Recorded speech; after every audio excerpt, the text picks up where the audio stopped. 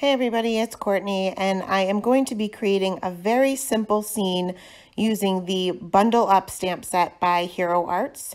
You can see I have all of my masks cut out, ready to go, and I'm going to be stamping on a piece of Nina Solar White 80-pound cardstock, cut down to 4 1/4 by 5 1/2. I'm using blackout ink by Ink on 3 because this is Copic safe. And I'm masking each of my images as I go here with Simon Says Stamp masking paper. Now I'm stamping front to back, so anything I want to be in front, I'm stamping first. So my little boy and my little girl here, I'm stamping first. This is kind of like my main focal point. Then I'm using my mask here of this little tree stump to kind of, just for my placement for my little squirrel that's going to be sitting on top of it. And I stamped that little stump a little crooked, but in the end, you really can't notice. There's a little pile of wood here that I'm going to kind of put behind this little boy. And being we're stamping this last, it will appear that it is behind them. For this little house, I'm stamping towards the top of the card panel just to make this appear in the background. Next, I'm going to take a piece of scrap cardstock here, and I'm just cutting a curve. And this is going to be my mask for my hills of snow. I'm using Shaded Lilac Distress Oxide ink. And I'm just putting the ink right along the edge of that piece of cardstock. So most of my ink is actually going on the mask and not on the panel itself, just to give a little edge and shadowing for my little hills. For my sky, I'm using Salty Ocean Distress Oxide inks, and I'm just starting from the top, fading my way down towards the bottom, towards these little hills, kind of fading off to white. I removed my masks, and we'll start with the Copic Coloring. We're going to keep most of the coloring here pretty simple. So I'm starting off with their skin tones here, and I'm starting with my lightest color, mapping out my darkest areas. I'm using a center light source here, so they're kind of facing each other, so their shadowing for the little boy would be off to the left, for the little girl it would be off to the right. Going in with my darkest color, then my mid-tone, and then back to my lightest color. I used my R20 just to add a little bit of color to their cheeks. For the most part, I'm keeping the coloring very simple. My characters are going to have a lot more shading than any of the other images. For his little hair, there's not much of it to work with, but I'm making him a little redhead, starting off with my darkest color, the E09, blending that out with my mid-tone, and then just leaving a small little highlight there for my Y38. For her, I'm going to make her look more like a dirty blonde. So I'm starting with my E15, just adding in my darkest areas. I'll blend that out with my mid-tone color. And then again, just leaving a little bit of a highlight right in the center of her little bangs there for my lightest color. Next, we'll move on to their little outfits, which is where I'm going to do more shading on than any of the other images, really. So for his little jacket, I wanted this to be blue. I'm starting off with my B91, which is my lightest color, mapping out my darkest areas, which will be underneath his little chin, off to the left, underneath his arm, and I'm also coloring his socks the same way, just keeping the shading off to the left. Next, I'll go in with my darkest color and just go over those very darkest areas where my shadows will be. I also just put a line there right on his sleeve so that my darkest area is not touching another darker area where the shadow would be underneath his arm. I'm leaving just a little bit of a highlight there. I'll go in with my 2 mid-tone colors, extend those lines out a little bit further, and then finally go back in with my lightest color and blend all of that out. Now for his hat, I'll move on to my BG markers, and I'm only using 2 colors here. So again, starting off with my lightest color, mapping out my darkest areas, which will pretty much be on the bottom where it kind of is laying underneath his chin, and then off to the left. I'm also coloring, I don't know whether these are shorts or what these are, but that's what we're going to call them. Again, darkest areas will be off to the left and where his one leg is kind of over the other. Go in with my darkest color and then blend that out with my lightest color again. Next, we'll move on to her little jacket, and we're going to make this pink. And again, starting off with my lightest color. This time I'm only using 3 colors, and you can kind of see the difference between the shading.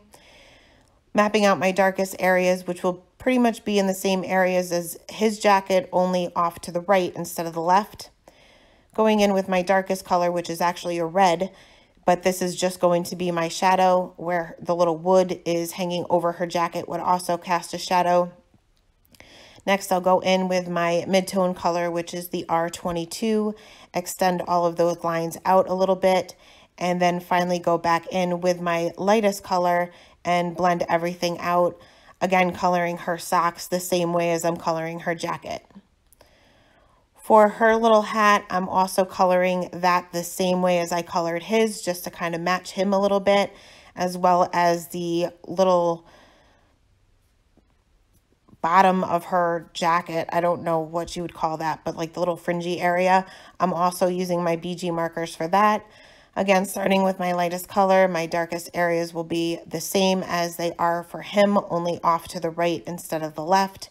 Going in with that darkest color, adding my shadows, and then blending that out with that BG 72 again. For their little mittens, I'm not doing any kind of shading at all. I ended up just taking one of the mid-tone colors that I used on their jackets. So for her, it would be the R22, and I think I used the B95 for his. Again, not doing any shading. It already has detail within the stamp, so you don't really have to worry about the shading. Next, we'll move on to their stockings or their leggings or whatever they got going on there. And we're going to be using the warm gray markers. I'm going to start by going right in with my darkest color, being the warm grays. Do blend out very nicely. Just adding a little bit of shading off to the left for him, off to the right for her, and underneath where their little jackets are hanging down. Blending that out with my midtones, and then finally to the lightest color. I ended up coloring their shoes or their boots the same way. Again, starting with that darkest color and adding my shading to the left for his boots and a little bit more underneath, like where the sole would be. And for his one foot that's kind of sticking up or facing up, my highlight will be a little bit stronger. Blending that out with my mid-tone color, and then finally going back in with that lightest color, the W3, and blending all of that out. Next, we'll move on to the little squirrel. I wanted to differentiate him between their little boots and their leggings or whatever. So I'm going in with my cool grays. Again, these blend out really well, so I'm starting right with my darkest color, adding a little bit of shading to his tail and where his little feet and little arms are kind of hanging over his body. Blending that out with my C3 and then going in with my C1 and blending everything out. Now for the pieces of wood that they're carrying, there's so much detail in these stamps. You do not have to worry about any shading. I'm going in with my E37 and I'm coloring in the entire thing solid. I'm doing no shading at all.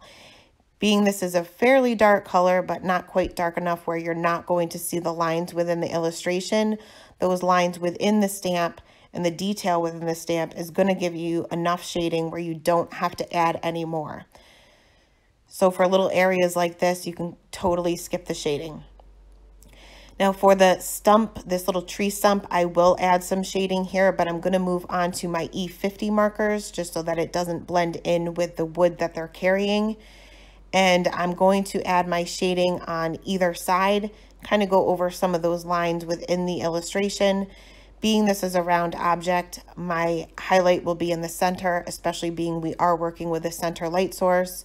Starting with my E59, blending that out with my E57, and then finally going in with my E55 just for the center.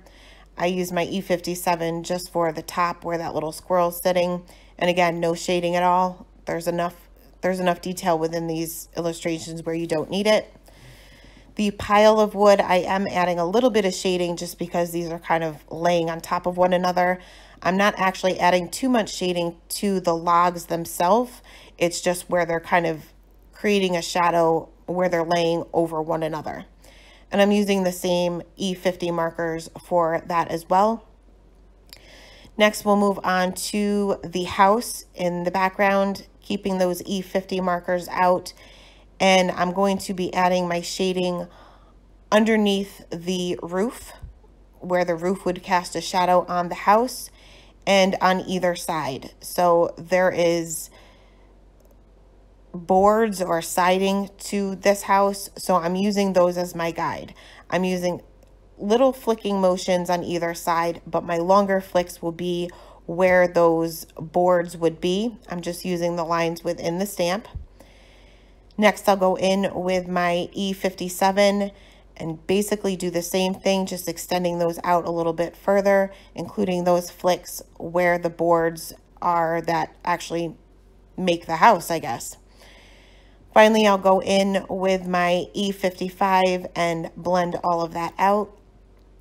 Now for the roof, I wanted to make it look more of a reddish brown, so I'm going in with my E09 to start and just adding a little bit of shading down towards the base of the roof as well as the chimney. I also did the little shutters around the windows and the door frame the same color. Then going in with my E07 and blending that out. Now my E07 was a little bit globby or blobby. It was too full. And so I had a little bit of bleeding there on my window and on the right side of the roof. So I'm going to go in with my colorless blender and just clean up some of those areas. Now the colorless blender doesn't work as well on Distress Oxide as regular Distress inks, but we'll go back in later and fix that. I also fixed up the windows themselves, and then I'll go in with my Y000, I believe it was, and just fill in a little bit of color to those windows. Next, I wanted to add a little bit of a shadow underneath my little girl and my little boy. So I'm going to bring in my C markers again, and I'm starting off with my C5 and just adding a little bit of color underneath their feet as well as underneath this wood pile. Now remember, this is a center light source, so you don't really have to worry about your shadow facing in any one direction. Next, I'll go in with my C3 and blend that C5 out a little bit, and then finally going in with my C1, blending those areas out a little bit more and kind of fading off to white where the snow is.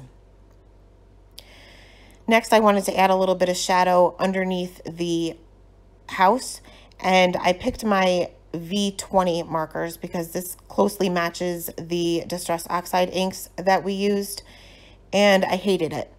So this was a light enough color where I just took my colorless blender for the areas around the roof of the house, and where I just left it as maybe my mask wasn't laying correctly, and where I used the colorless blender, I'm just going in with my B00, which is a close match to the Salty Ocean, and just cleaning up some of those areas and filling in those white areas and kind of where they're not meeting the house. Next, I went in with a white gel pen just to add a few reflections here and there. I added some to the logs that they're carrying, as well as to their hats and their little jackets. And once all the coloring was done, I took a Nuvo sparkle pen just to add a little bit of sparkle to the smoke that's coming out of the chimney. Now this will kind of move around your Distress Oxide inks, but I'm okay with that because it will kind of break it up, the background up a little bit. Last, I took one of the sentiments from the stamp set, and I'm going to be stamping that off to the right next to that house with VersaFine Onyx Black ink. Now remember, this does take a few minutes to dry, so once that was dry, I adhered this to an A2 size note card, and that is the card for today, guys. Thanks so much for stopping by, and hope you guys have a wonderful day. Bye.